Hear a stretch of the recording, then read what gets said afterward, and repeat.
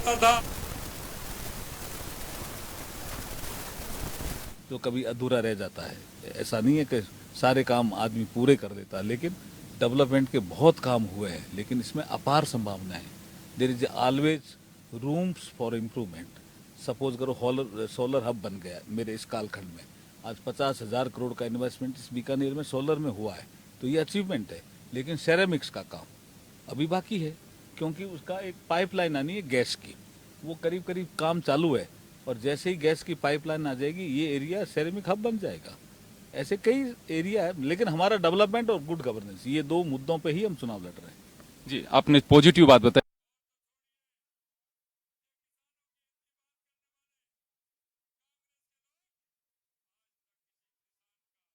नहीं है, अच्छी बात है।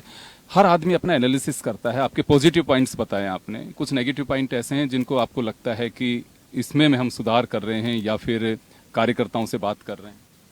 देखिए, मैंने आपको बताया ना कि संभावनाएं अपार होती थी। अब जैसे विकसित भारत का लक्ष्य ले लिया प्रधानमंत्री मोदी जी ने, तो विकसित भारत तो हमें 2047 तक बनाना है ना।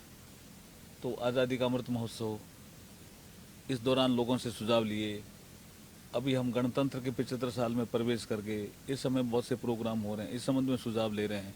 तो जनता से जो सुझाव आ रहे हैं, हमारी राजस्थान सरकार की गवर्नमेंट बनी, हमने संकल्प पत्र बनाया जनता से सुझाव लेकर के। अभी हमारा जो चुनाव है 2024 का, उसके लिए भी हम एक संकल्प पत्र बना रहे हैं, उसमें भी हम जनता से सुझाव ले रहे हैं।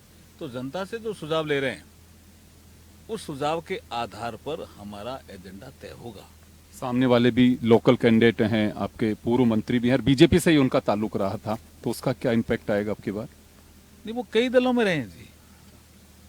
वो मैं तो समझता हूँ 4-5 दलों में रह गए होंगे। उन्होंने खुद भी एक दल बनाया था, उसमें भी रह गए। बीजेपी से तो वो एमएलए भी रहे, संसदीय सचिव भी बनाया आपने। लेकिन उनका जो जो स्थिरता का भाव है, मुझे नहीं लगता उनके जीवन में, क्योंकि इतने दल बदले उन्होंने कि स्थिरता का भाव इतना उनके जीवन में नहीं रहा होगा। लेकिन मुझे उनकी कोई आलोचना का विषय नहीं रखना। आपने पूछा इसलिए कह रहा हूँ कि वो एक दल में नहीं, कई दलों में रहे। सर, चलते चलते मैं आपकी सभा सुन रहा था और कार्यकर्ताओं से बात हो रही थी। आप वो जोश फूंक देते हैं भाषण से भी ज्यादा जब वो गाने की पंक्तियां सुनाते हैं, तो हमारे दर्शकों को भी जरा सुना दीजिए आप। वो तो मोदी जी का एक विषय है।